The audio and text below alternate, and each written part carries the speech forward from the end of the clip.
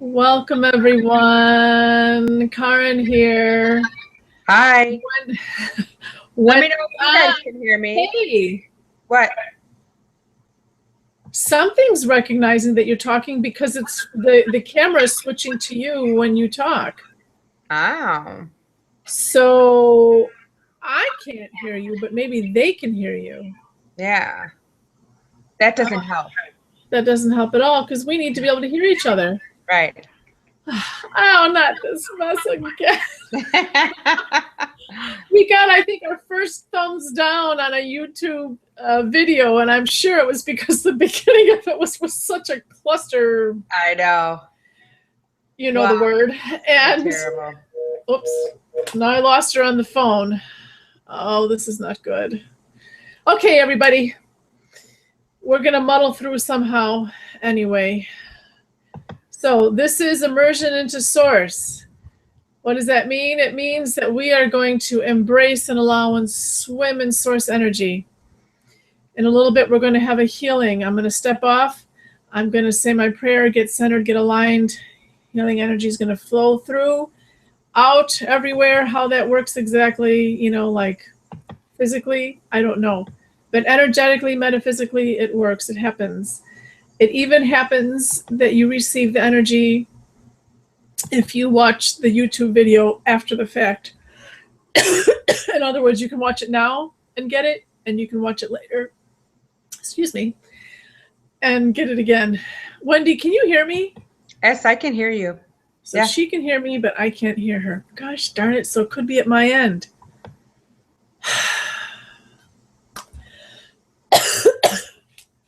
I don't know. I don't know. So the problem is going to be when we delve into our topic of the day, which is, have we always existed? Mm-hmm. Wendy feeds me the questions that she came up with and that you, the listeners, post in the chat box. She says them to me. I hear them. I ask source. I get answers and respond back. If I can't hear her, I'm not going to get the questions. So how am I going to get the answers if I don't have your questions? You know, I'll get information, but I won't be able to put it in perspective because I'll be like, okay, what do you guys answer? You know what I mean? It's because I have to translate what I get energetically in a way that you guys, you know, into words. So, you know what? When it comes to the questions, we're going to have to call each other on the phone. Right. And I'll just have to repeat what you said because, Perfect. again, last week when this happened, your voice didn't come through. It was all jumbly. So I'll repeat the question and then you'll just have to, you know, we'll do it from there. So I like to have Wendy explain the healing part, but we're not going to do that today. I mean, I'm happy to do it, but I always feel like I'm missing stuff. Over and over. So I'll just put it on her. Anyway, as I said, I'm not clear scientifically how it works, and our science probably hasn't totally figured it out, our science as in human scientists. Although just because we don't understand something doesn't mean it's not science, that it doesn't abide by the laws of physics in some realm, in some world, in some universe, however that works. You know, what we call magic is simply things that we just haven't scientifically explored and defined and understood. Doesn't mean it doesn't exist. It just means that we don't understand it. Right. So having said that, see, she can hear me. Having said that, again, I'm going to step off only because I don't want to be taped while I'm doing what I'm doing. And sometimes my body does funky things, and so anyway, I don't want to be taped doing that. So the healing energy comes through and goes to you. You as the recipient, and I'm a recipient too, and Wendy's the recipient. As recipients, our job is to allow and trust that it is going where in the many selves that we have. And by selves, I mean your mental self, your physical self, your emotional self, your spiritual self, your conscious self, your unconscious self, all those things that make up who we are. That it's going to go to where it needs to go. All those selves call this place right now home.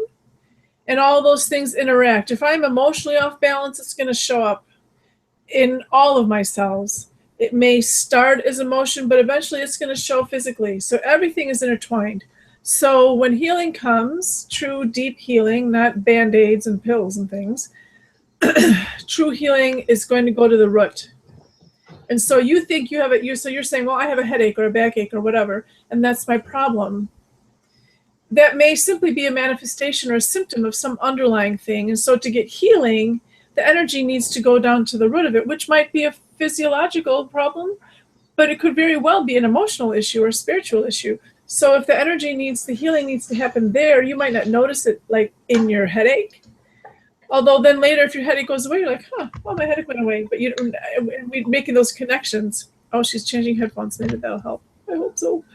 Hi. Anyway, so you're allowing, you are relaxed, closing your eyes, having an internal experience, letting go of expectations, letting things flow. If you feel things happening in your body, good. If you don't, that's okay. If you feel something that feels painful, whether emotionally or physically, we'd like you to breathe through it.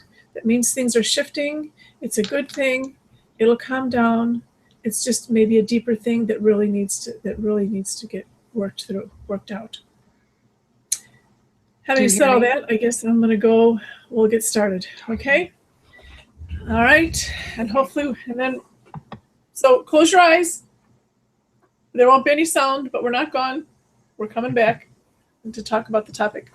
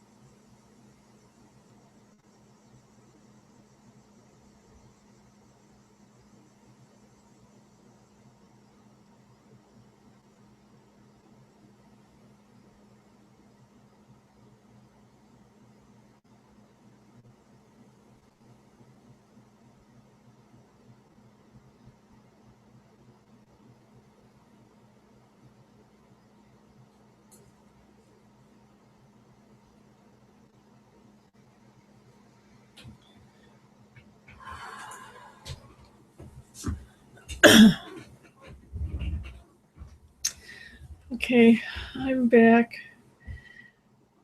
I don't know if it's because this was the topic or what, but we're talking tonight about have we always existed? And that wasn't on my mind as I was, doing my thing. But I had such a strong. I've mentioned before that I know that this gift, that this healing that we're doing over the internet is growing, and that my capacities as a healer in general are growing, and they are, I'm sure, for everybody. Unless you take a break or whatever. But even when you're taking a break, I think sometimes it's just building up energy for your next growth spurt. Can you hear me? Uh-huh. Okay.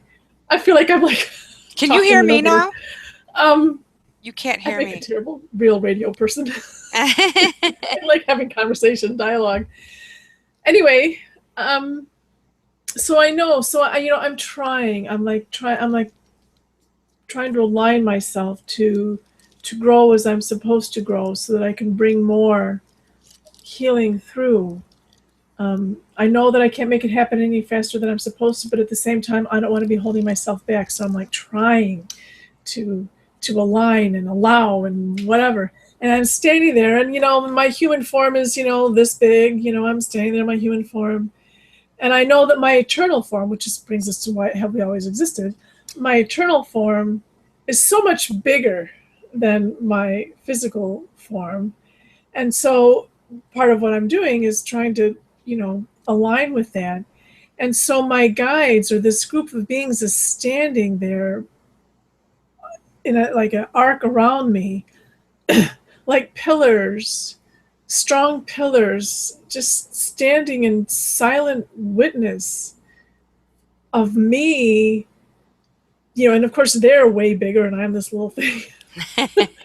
And they're standing there just silently witnessing me struggling and trying. And I was like, I just was in tears. I'm like, oh, it's just so beautiful. Again, I really, whew, it's hard to even imagine. It's for us to comprehend how deeply, unfailingly, completely loved we are by our guides and God, and it's just unfathomable. And whenever I think those moments of grace that we have, it's like we're recognizing that, feeling that love that it just is. Anyway. Okay. Yay. Okay. I guess, Wendy, go ahead and talk, and when you're done talking, wave or something. Just share anything you want to share. I won't hear you, but then we'll call each other. I was just going to say that it's kind of cool how you were talking about the feelings of love and all that, because my experience this week was I felt like I got lifted up like so high, so high, so high. And then the complete feeling of love and peace. And I felt like I got set back down and pushed back in my seat, like, don't move, and they just filled me up with so much love. It was incomprehensible how much. It was really pretty incredible. Loved it. Thank you. Okay, call me. I really hope Google picked that up, because whatever you were saying, I could kind of get the gist of it. I hope the Google picked it up. Me too. Because last week they didn't. Oh, that was awful. We better get on the phone with each other. Yes. I'm going to call you.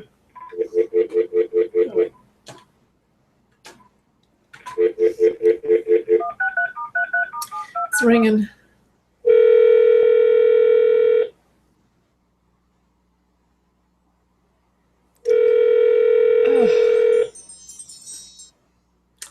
Not like I got makeup on or anything. Okay. Okay. All right. Do we have any questions? I know you. The first question is, if I am an eternal being, where do I begin? Where do I end? Okay. If I am an eternal being, where do I begin and where do I end? Correct? Yes. Okay.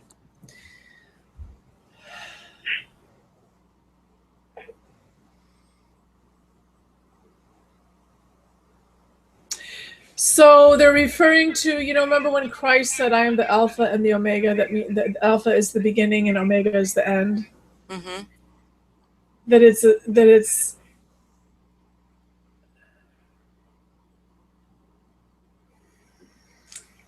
circle is too easy. It works, but they're saying it's more than that.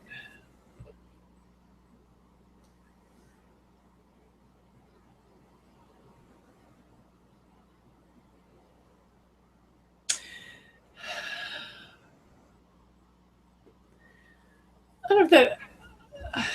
Hold on.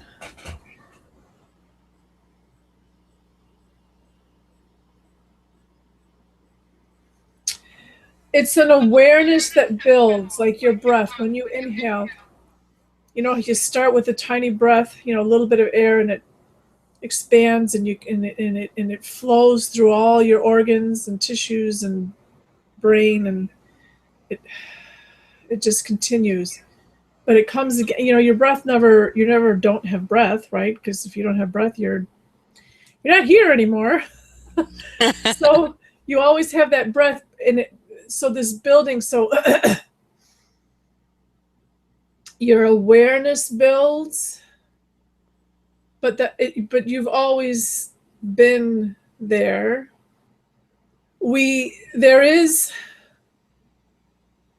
I know that I like to use concentric circles to explain this. That's how I vision it in my head, but let's see if they get a better idea.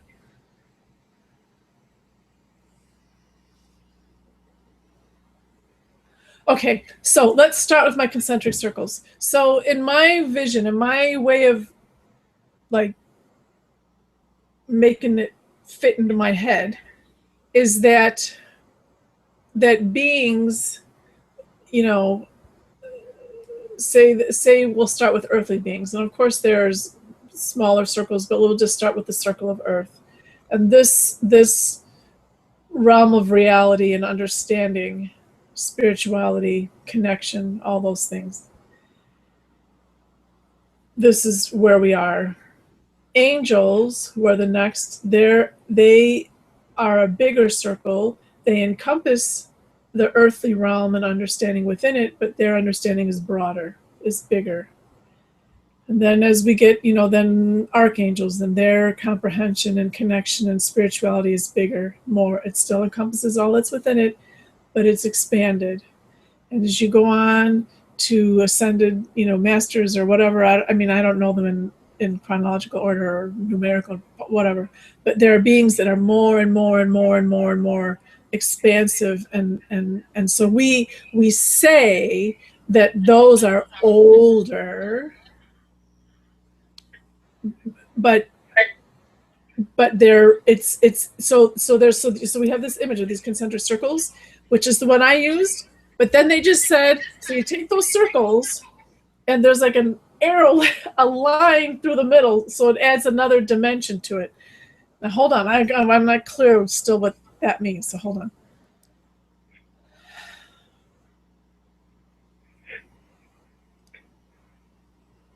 Okay, so they're like, okay, so if you put an arrow through, then you tilted the whole thing, so now the circles are going this way instead of this way, okay,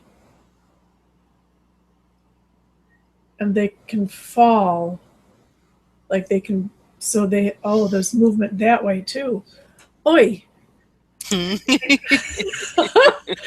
we get to this time and space stuff, I'm always like, whoa.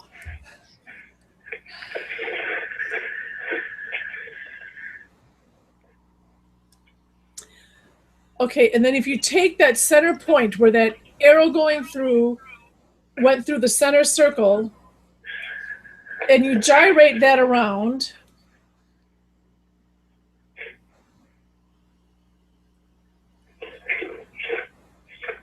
really?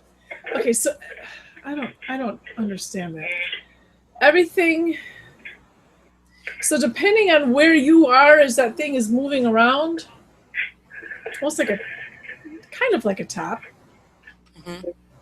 Like a gyro ball. Your awareness and your, you're always part of that, but maybe your ring didn't start spinning yet or something, even though you're part of all of that. Am I going to get it any better than that? I don't know. Does that make sense? Does that make sense at all? Kind of, sort of. It's complicated. It is complicated. Yeah. And I'm like, my head's spinning like a time. Like, what? I don't feel like that really says where I begin or end. Okay.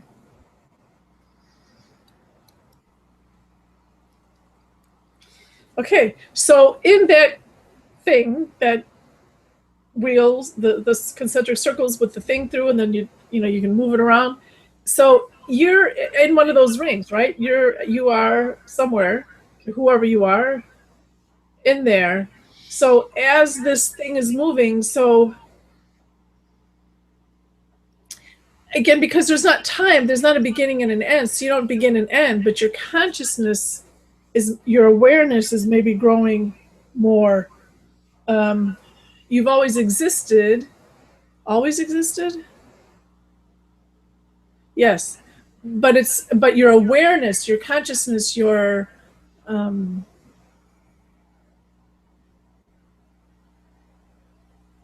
first breath. And they don't mean like literally like earthly breath, because your first awareness might well not have been on earth.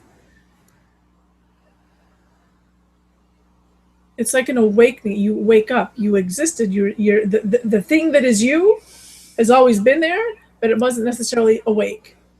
And at some point you awake. Okay. If we're always here, how come some people are old souls and some people are young souls? Okay. Don't forget to repeat the question. Oh yeah. If we're always awake, why are some souls young souls and some souls old souls? What the terminology that we use? Because of the awakeness, how awake you are, which has nothing to do with time. It's well, think about it. I don't know if you ever watch or listen to Prairie Companion or whatever, Garrison Keillor. He has a radio show on NPR on Saturday mornings or Saturday afternoons, whatever, Sunday mornings. Anyway, years ago, I was listening to him, and I'll never forget this. He was talking about, I don't remember what the topic was, but he's like, people always think that age and wisdom go hand in hand. And he's like, sometimes age arrives alone. So, you and I have been born on the same day, have spun around the earth, around the sun, the same amount of years, but we're not necessarily the same amount awake. Actually, you and I pretty much are, but I'm. Yeah, I know. I understand. But I mean, you go to your class reunion or your neighbors that are the same age as you, and you're like, wow. Yeah, and it's not like you feel like you're better. You just don't understand. Like I'm like, I don't understand. But everybody's different. So some people are more awake, and maybe that's their lesson or whatever. They're maybe they're not supposed to be awake, or maybe they're missing their purpose, or whatever. Maybe they're supposed to be the drunk that somebody else learns from, or whatever. There's all kinds of variables, and we've talked about that. But that's a good topic we should talk about. Well, I do purpose. I have that on the list. We just haven't gotten to it yet. So okay. Okay, let's see. Do we choose our children, or do they choose us? Do we choose our children, or do they choose us? Well, I always tell my kids that they chose me. I always say that too. And I'll say, hey, you chose me. And they're like, ah. And one time, one of my kids was complaining about their dad, because he's we're divorced, but he's a little bit more of a fuddy-duddy than I am. And he said something like, Dad, and I said, well, you chose him. And he's like, I chose you and got stuck with him. I'm sorry. You trained them well. Much as I believe that, when it hit me, they're like, oh my gosh, that means that I chose my mother. And I'm like, what was I thinking? No, my mother, I have learned so much being my mother's daughter. I really, truly have. So it was a good choice. Just there were times that I was like, oh my gosh, really? So, well, okay, but that's me. That's my interpretation. Let's clarify. Okay.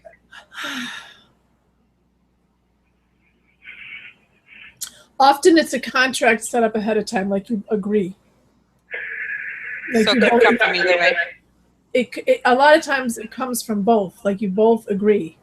The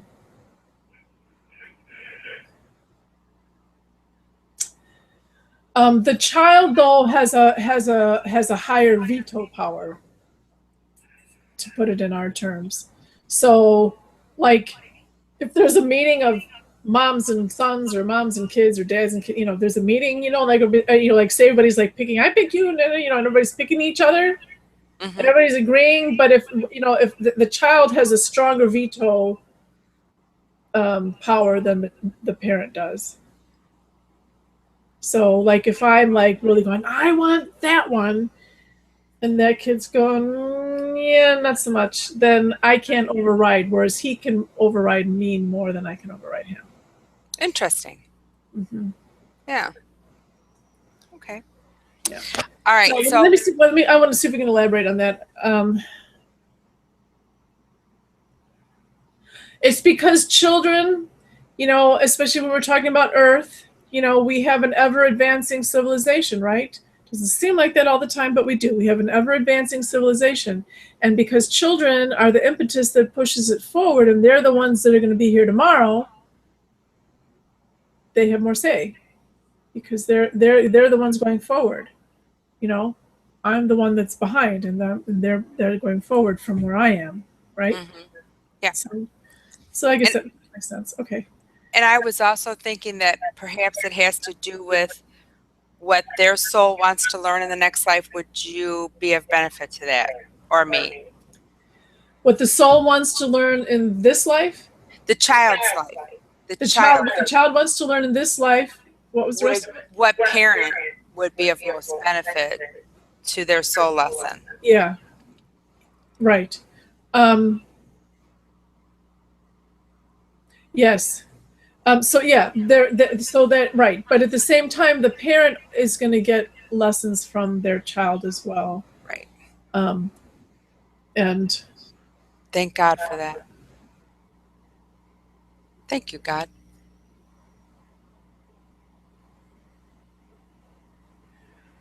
Yeah, I have a few stories about that, because I work with a lot of parents and children, and when we get into seeing what their relationship is and what their agreement was coming in, and it's very powerful, it's fascinating. It doesn't always come up, but when it does, I'm always so, it's just, oh God. We are endlessly fascinating creatures. All beings are. I mean, human or no. I mean, we're just amazing. It's just so fascinating.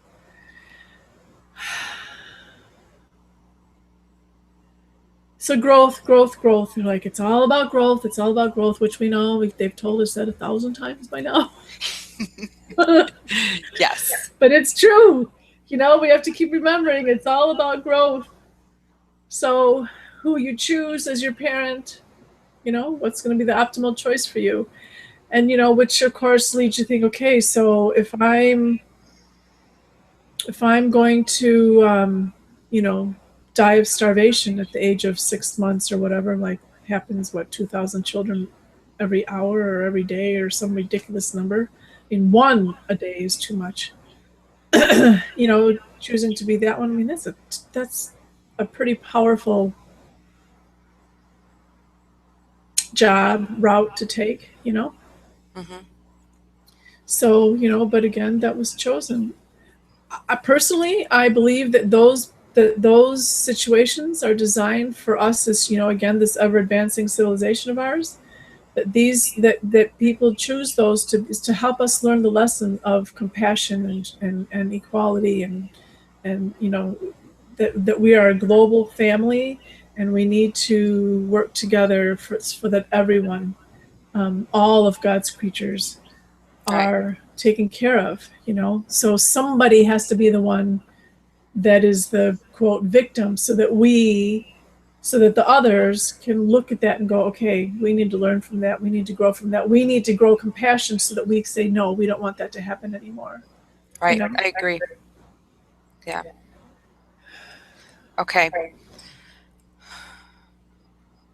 Okay, any more questions? Yes. One just came up from what you just said. So give me a second. I have to remember.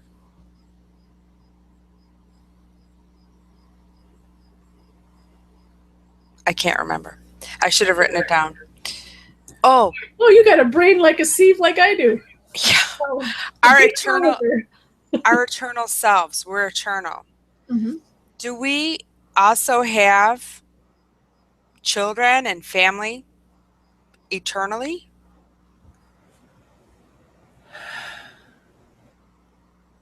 Better repeat it. Don't forget to repeat it. Oh, so the question was, if we are eternal beings, do we have children and families eternally? So we have a pod, we have a group that we kind of spring forth from that is our family. What else would you call it? We do marry, have children, and bonds and relationships that are you are eternally connected, but you may not like be living with them for millions and millions of years, right? I mean, we're Right. trying to, but you're No. going to always be connected to them.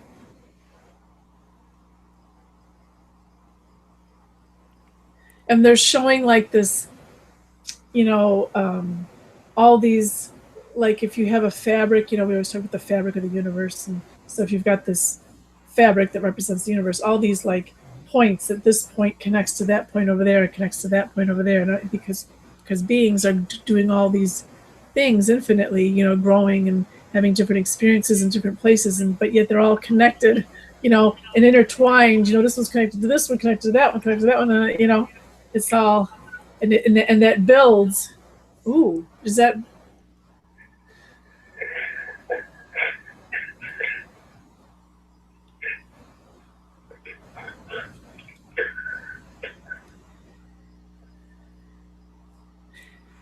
that like attaches or becomes part of the fabric? You know, like another dimension of it. Wow, we have. Wow, that's really cool. Hmm? That's really cool. It is pretty cool. I wonder how many freaking dimensions there are. Probably infinite. I don't know. They're saying we don't even know. Okay. All right. God only knows. Is my eternal self, as our eternal selves, made up of stars? Are the eternal self made up of stars? Mm-hmm.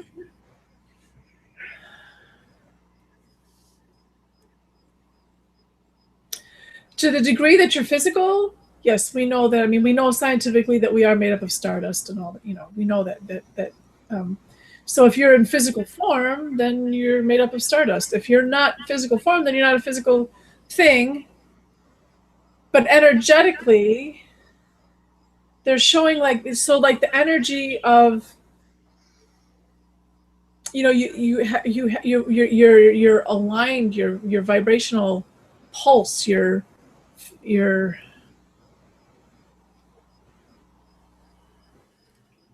you get infused with the energy of different places, stars and moons and planets and whatever, all those things, you know. Mm-hmm. That's pretty cool. I never thought about that. Yeah. Well, So I read a really great book, And that's one of the things it said. So I wondered if it was true.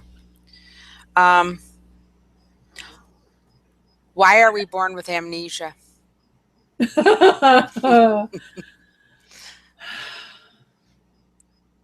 Repeat it. Don't forget to repeat it. Oh yeah. Why are we born with amnesia? Laugh. You can laugh now too. All you. See why I laughed? Ha!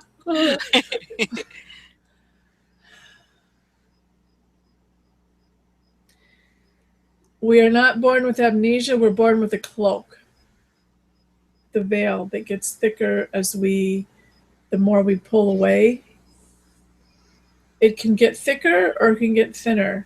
And we know that more and more people are being born with a very thin veil. Mm-hmm. But it's not amnesia. It's a veil or a cloak to kind of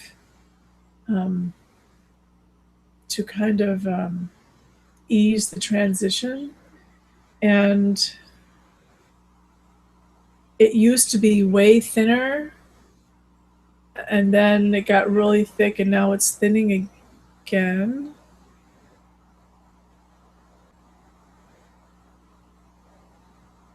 But that veil is in place to make this experience more complete. While on the one hand, we really need to remember that we are spiritual beings, on the other hand, we need to walk this earth as part of this earth and as a member of this society and this global community. And I can tell you from experience that it is very difficult to be there, remembering things from there. And I don't remember everything, but I remember enough to make it. I had hell. It's awful.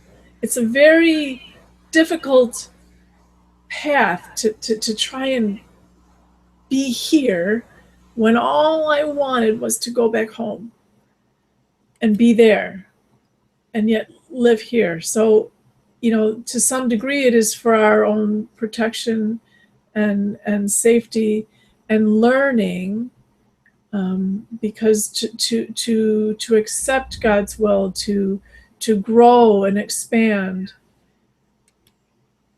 based on faith and belief, that takes more than, like if somebody could prove to you that God existed, if somebody could scientifically or numerically or show you a little box here, look, this is God, something that you could prove, that you could touch, you go, yes, it's easy to believe. But to do that on faith and from out of our head and having that connection, that's a whole nother lesson. And hard. Which we all know. I mean, we know that. We know it.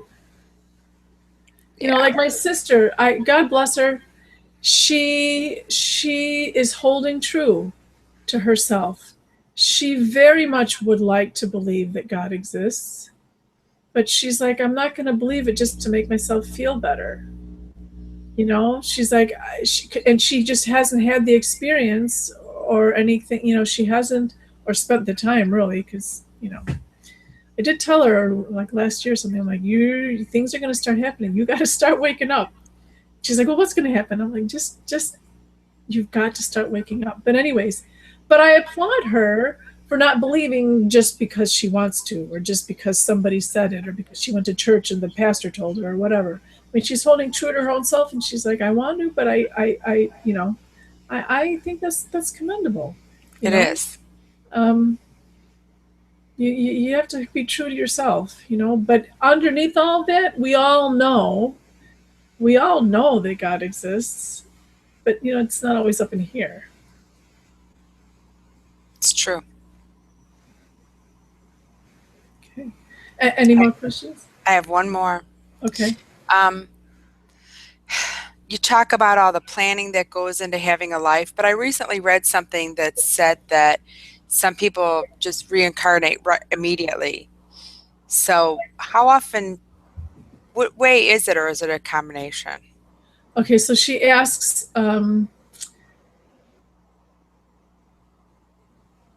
that we've talked on this show. We've talked before about the planning that goes into creating this experience of this life. But then other people talk about reincarnation, and that sometimes it happens immediately. And again, we are on an eternal path. This experience is one event, is one weekend on this whole thing. So you're planning your whole life, right? So right now you're planning, say you're planning out, you're going to work at this job for this long, you're going to live in this house for this long, and you're thinking by the such and such age, I would like to do this and have that accomplished. And somewhere in there, I'd like to squeeze a trip to Australia, and maybe my child is going to have a baby, so I gotta take a trip over to Oregon and help with that. And in the meantime, I want to do some volunteer work, and I've got expenses to pay off. I've got whatever. You have this list, and maybe you don't have exact dates for all of those things, but you have a general idea of what you would like to accomplish from here to there till you're done breathing, right? So in there, at some point, you have this vacation, this weekend trip to Vermont, okay, because you want to see maple syrup. You want to have that experience of, maybe you want to go during the maple syrup harvesting or tapping season or whatever. It's the same thing with Earth. You're planning your life to whatever degree. You don't have it all the concrete details, but you have a general idea of what you want to do. And Earth is the Vermont weekend. Okay. So you're not just planning the Vermont weekend in your life. When the logistics happen, you're not only doing the Vermont, you've got this general plan, and in that bigger picture, you got this trip to Vermont you want to take because you want to learn about maple syrup. So in your planning, you got this trip to Earth that you want to take because you want to learn about humility and compassion or whatever your thing is that you're coming here to learn. But you're also planning all this other stuff because you're eternal. If you're eternal, why are you going to plan for one day? You got gazillions of days to plan for. Okay. I got it. Yeah. All right. Makes sense. Woohoo! Okay. And that's all we got. All right. Okay. Well, then we'll call it a night. Good night, everybody. I hope you were able to hear Wendy when she was speaking, but if not, so be it. It is what it is. We love you. Figure it out. We love technology. We do. We embrace it. It doesn't always embrace back, but we try. Okay. All right. Good night. Okay, so Wednesday is black and white thinking. And then the next 2 Sundays will be a guided meditation. I'll incorporate a healing into that, but it'll be a guided meditation because I will be traveling and unable to be actually present on the webinar. But I will post the guided meditation, and I would love to hear back from y'all what your experience will be of those. And but Wednesday, well, we'll see on Wednesday. And the next Wednesday I'll be the Wednesday I'll be able to do that, but not the Sundays. Good night.